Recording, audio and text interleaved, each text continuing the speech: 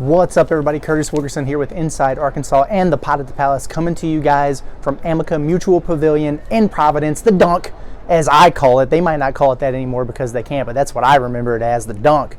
When Arkansas was here in the NIT, the Ethan Henderson breakout game, and they beat Providence a few years ago. Now we're here for the NCAA Tournament. Let me just give you a quick slide, a sneak peek at what we're working with in this awesome venue.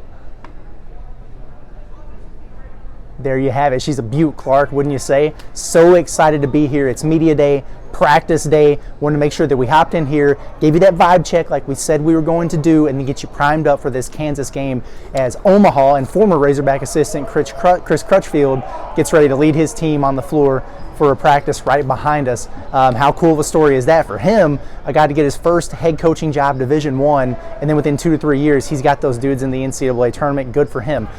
Guys, every time I'm in the same building as Will Wade, he changes jobs. He literally just did it again. Last time I saw him was after Arkansas beat him 3 times at LSU in the SEC tournament, and the next day he's fired. Within an hour, he was fired. Just watched his McNeese team practice here. He's on the floor roaming around. Next thing you know, I go into Arkansas's locker room for interviews. I come out, the dude has accepted the job at NC State, so he's out of here again. It's unreal. I'm like Will Wade's kryptonite, man. I send him wherever I want him to go. It's kind of crazy. Hey, before we get started, gotta give a shout out to 2 of our big sponsors. Okay, we've got Basis Health and we've got HD Roofing and Construction. They are the reason that we're able to be here and provide you guys with this awesome coverage throughout Arkansas's ride through the NCAA tournament. So grateful and appreciative of them for partnering with us, and we're excited to represent them while we're down here. And then also our friends at Arkansas Razorbacks on SI. Make sure you check out the website because I'm dipping the quill in ink. The written stuff is going out there. I've got a written report, a practice report that's already out for you guys to check out as well if you would rather read instead of look at my face and listen to me talk. And if you do, I don't blame you. It would hurt my feelings a little bit, but I don't blame you too much. At any rate, let's get into it. Listen, I'm not gassing you guys up here. I'm really not. I'm not a printer in the moment. I don't do that. But what I will say is the vibes today from the Arkansas Razorbacks are the best that I have witnessed before a game in any of these NCAA tournament runs. It's just true. It's just true. I was really impressed by it. Great energy, enthusiasm. They're joking around, but they're also focused. Very energetic and lively is what I noticed in that locker room and out there on the floor. Makes me feel good about where this team is at. You had a bunch of smiles and laughs from Trevin Brazil while we were doing the interviews. Make sure you check those out on our YouTube channel at Inside Arkansas. That was really cool. We had a lot of funny moments with Carter Knox, okay, that I'll get into here momentarily. The dude is hilarious. Big country music guy, Carter Knox. Who would have known? We had Big Z. It was funny. I was interviewing Boogie Fland, and Big Z was behind me clowning. I don't know if he was giving me the bunny ears or what, but he also had a picture of young Boogie that he was just kind of holding over my shoulder. Now, every time Boogie's answering a question, that picture is right there, and so he could barely keep it together. Really funny stuff. Jonas Adu, the class clown. It was good, man. I felt welcome in there, and those guys have good vibes, man. It's a brotherhood. It's a team. You could tell they care about each other. They like being around each other. Those are the things that you're looking for before you play in the NCAA tournament. So that was good to see. We had a situation where at the free throw line, it was all shooting today for the most part, right? They practiced earlier at Brown University. This was just shoot around, get familiar with the rims, the arena, all that stuff. And so that's what they were doing. Now, they were doing free throws at the end. And Jonas Adu was picking on Carter Knox. He told him he looked like a snapping turtle and got him going, forced a miss out of him. Then he was ribbing him, giving him a bunch of crap about it. They were shooting wing threes, and they made a bunch in a row. And Carter Knox, we know that he's a talker. And then you hear Kenny Payne all of a sudden. He's like, "You're going to step up here and be the first one to miss." Carter missed, and they were laughing at him. But Carter's taking it in good stride. He's laughing and joking with those guys as well. It was just fun. There was something about it that makes me feel really good about where this team is at. Does that mean they're going to win? Does it mean they're going to beat Kansas? Of course not, but they're in the right headspace, I think, to be able to do exactly that. So it was funny. At the end of practice, they start shooting half-court shots. John Calipari was the first one to shoot a half-court shot. He airballed, but he gave it a great attempt. All the coaches missed, and then Big Z sank it. The team dogpiled him, tackled him onto the ground. Good stuff, man. Good vibes. for comparison's sake, if you're wondering about Kansas vibes, I thought they were fine. Okay, I didn't get as much energy out of them as I did Arkansas, whatever. But they don't do the half court shots at the end. They create like a full line. It's almost like hash marks on a football field. And what they'll do is they'll pick a particular. Check 1, 2. We got the big boy on the mic here. He's going to drown me out a little bit. But they'll pick a particular guy to just run straight through the teams and go for just like a big dunk, a showcase dunk. And the first guy that did it just rim stuffed himself. Okay, so are they an above the rim team? Maybe so. That dude wasn't when he went there and smoked the dunk, which was hilarious. But yeah, man, the Z dog pile was cool. Really like that. Every single player I asked about Boogie Flan coming back. What do you think about him coming back? How has he looked? Is he shaking off the rust? All good stuff that came from that. Every single one of those guys were beaming, big smiles on their face, excited that he's back. For the people who talk about, is this going to mess up the chemistry? Do we need to worry about the flow and everything? I didn't get a vibe for that on the floor because all they did was shoot. They didn't do any live action stuff, no 5-on-5 stuff, but every single guy that we brought it up to was like, no, they're happy that Boogie is back. There's no doubt about it. They're looking forward to having him back. So was good with that. Boogie looked good. 1, 2. This guy's killing me back here. Hey. Check. Yeah, the microphone works, man. We got you covered. Sorry for that in the background. He's been doing it every few minutes since we got here today. But he was shooting it well. Boogie was. It looked good. Got some clips out there on social media. He's in rhythm. If he had any wrap on his thumb, I didn't necessarily notice it. So it must not be too big and gaudy. But that's good. He's got the right mindset. He wants to come in here and help these guys. And I'm really anxious to see what his role looks like in this basketball game for sure. What else we got on the notes front? DJ Wagner. I mean, we want to talk about guys shooting it. DJ Wagner was shooting phenomenally. There was a stretch. I put out a tweet. Jeez, this guy is killing it. This is unreal. It works, my guy. But he hit 5 threes from the top of the key in a row, and I stopped recording. I was like, oh, this is great. I want to put that out. Well, then I continue to watch. DJ Wagner winds up knocking down top of the key threes for like 3 straight minutes. He must have made 25 in a row, catch and shoot, one dribble pull-ups, step backs. It was absolutely incredible. So, I mean, he appears to be pretty comfortable in his own surroundings out here, which is obviously good to see. I thought Nelly shot it particularly well. TB was shooting it well. Big Z with that thumb, we asked him about it. He said it feels fine.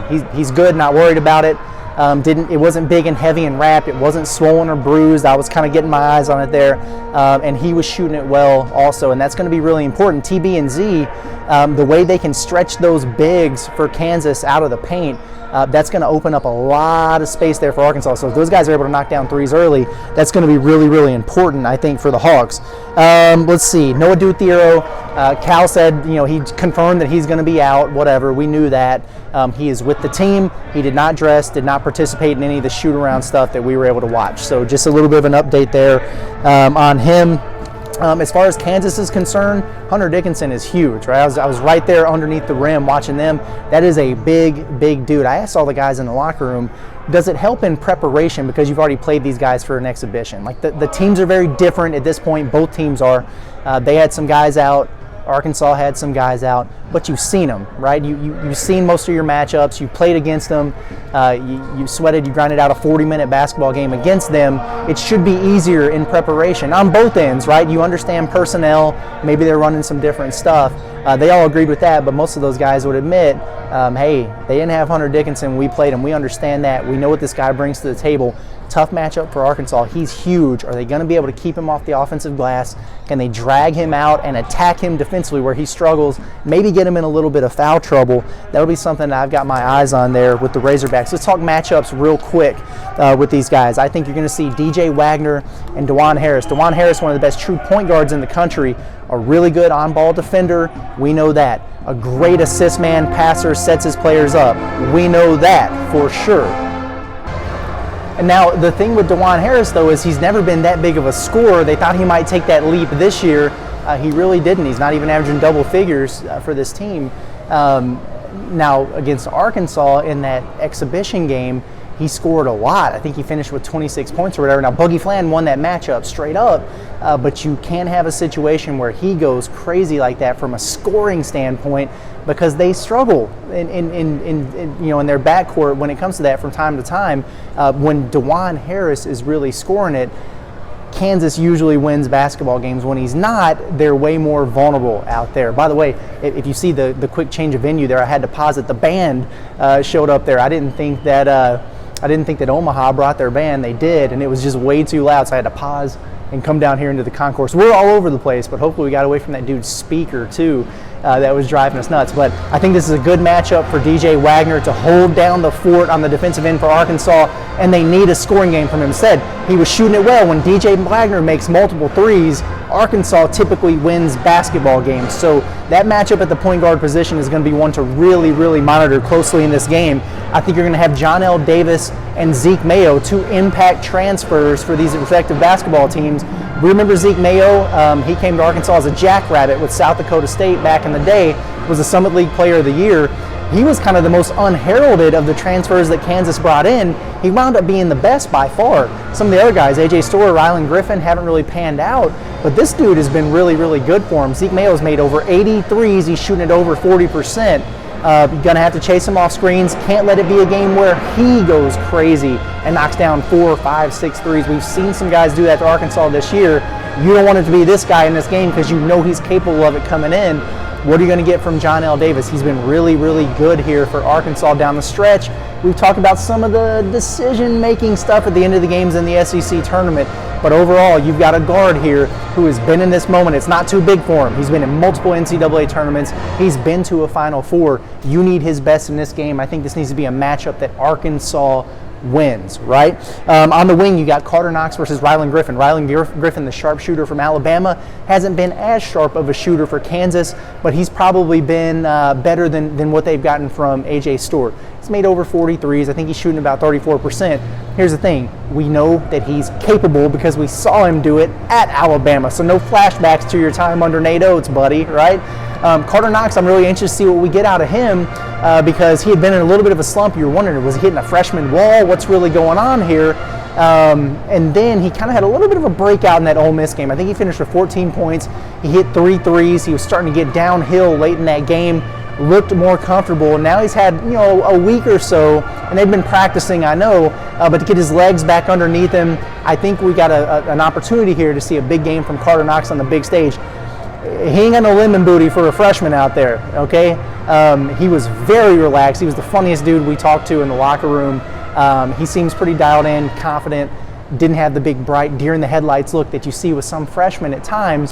So I'm confident that he's going to be able to play well in this basketball game. Trevin Brazile versus KJ Adams. The Duke Thero versus KJ Adams will be a crazy matchup of like two power forwards who look like NFL defensive ends maybe. Instead, you've got kind of a contrast of styles. KJ Adams, super athletic, but he's strong, he's physical, he's a non-shooter, but he'll catch at the elbow and attack, he'll get on the offensive glass. He's a guy that can cause you some problems from that standpoint. Trevin, meanwhile, has the length advantage on him. He's taller than him by 3 or 4 inches. He can space the floor and shoot it and challenge him in that way. That's a fascinating matchup that I'm looking forward to seeing. And with the way that Trevin Brazile's been playing lately, you got to feel pretty good about the odds of him having another game. But we'll see. We'll see what it looks like there. And then you got Hunter Dickinson versus whoever Arkansas puts on him down there. I'm going to be anxious to see, do they play him straight up? They try to go man-to-man? Are they going to settle for playing behind him? I hope not, because like Big Z told me, he's huge, he's strong, he's a tough lefty, and if he gets you under the rim, it's over with for you. So you can't let him get position on you. And he is every bit of that. He's every bit of 7 feet tall, and he's a big boy. It's going to be a problematic matchup for Arkansas. Now, he can also stretch the floor and knock down threes as well. So whether it's Big Z or whether it's Jonas, they're going to have to be dialed in on this matchup, and I'm just wondering, I imagine Dickinson's probably going to get his, but between Jonas and Big Z, can they match him from a point total standpoint? Can they surpass him? How can they challenge him on the other end? Jonas has played against Hunter Dickinson once. I guess he's played against Kansas twice, but he played against him last year in Maui. Jonas actually had a really good game offensively and on the glass, but Hunter Dickinson had a huge game, right? I think it was something crazy, like 20 points and 18 rebounds, and I'm not exaggerating, it was something along those lines. And so can you get the better of him in this one? But I'm really anxious to see about Big Z, because I think that could be the one that could really cause Dickinson some problems. Having to guard him and pick and pops, having to be out and defend on the perimeter. Can you get him caught in some switches? Because if you do, he can be a liability on the defensive end of the floor. So can Big Z knock down a 3 or 2 early to really put some pressure on him and not let him hang out there in drop coverage, where he's probably way better as a defender? A few key stats to keep an eye on. We mentioned it, but when guards are able to have big games against Kansas, they tend to really struggle. Okay, and this is a good defensive team. I think they're just outside the top 10 in the country in defensive efficiency. Arkansas's top 20. Both of these teams can really, really guard. So keep an eye on that from that standpoint.